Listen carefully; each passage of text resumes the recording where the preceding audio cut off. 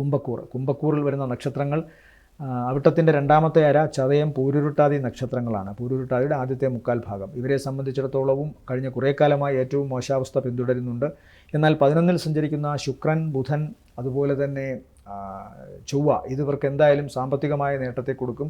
സൂര്യനും മാസത്തിൻ്റെ പകുതി വരെ ഏതാണ്ട് അവിടെയാണ്. എന്നാൽ ഈ പറഞ്ഞ തീയതികൾക്കുള്ളിൽ സൂര്യനും 11-ൽ നിൽക്കുന്നത് കൊണ്ട് സാമ്പത്തികമായ നേട്ടം, മേലധികാരികളിൽ നിന്ന് പ്രത്യേക പ്രശംസ നേടിയെടുക്കുക, തങ്ങളുടെ കഴിവ് അങ്ങേയറ്റം നല്ല രീതിയിൽ പ്രദർശിപ്പിക്കുന്നത് കൊണ്ട് സഹപ്രവർത്തകരിൽ നിന്നും മേലധികാരികളിൽ നിന്നുമൊക്കെ പ്രശംസയും ആദരവും പിടിച്ചുപറ്റാനുള്ള ഒരു ആഴ്ച കൂടിയാണിത്.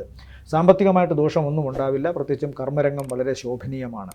അതുപോലെ വീട്ടിലും ഇവർക്ക് വീട്ടിലെ ആവശ്യങ്ങൾക്ക് വേണ്ടി പണം നല്ല രീതിയിൽ ചിലവഴിക്കാൻ സാധിക്കും. കടമൊന്നും വാങ്ങാതെ തന്നെ സ്വന്തം അധ്വാനത്തിൻ്റെ ഫലമായി കിട്ടുന്ന പണം കൊണ്ട് തന്നെ വീട്ടിൽ അത്യാവശ്യം കാര്യങ്ങളൊക്കെ നടത്താനും വീട് അറ്റകുറ്റപ്പണി മാറ്റാനും പുതിയ ഫർണിച്ചർ വാങ്ങാനും ഒക്കെ സാധിക്കും.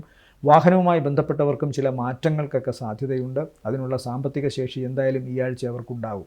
കുട്ടികളുടെ കാര്യത്തിലും ഇവർക്ക് നല്ല രീതിയിൽ ഇടപെടാൻ സാധിക്കുന്നു. സാമ്പത്തികമായ ഗുണം ഉള്ളതുകൊണ്ട് അവരുടെ കാര്യങ്ങളിലും അവർക്ക് ആനന്ദത്തോടു കൂടി ഓരോ കാര്യവും ചെയ്യാൻ സാധിക്കുന്നു. പൊതുവേ ഗുണകരമാണ്.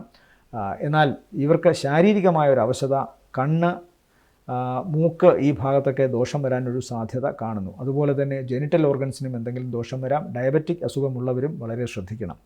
ഈ ആഴ്ചയിൽ ഇവരുടെ നല്ല ദിവസങ്ങളെന്ന് പറയുന്നത് 4, 5, 6, 7, 10 തീയതികൾ നല്ലതാണ്. ഏകദേശം 5 ദിവസങ്ങളോളം ഒരാഴ്ചയിൽ ഇവർക്ക് നല്ലതാണ്.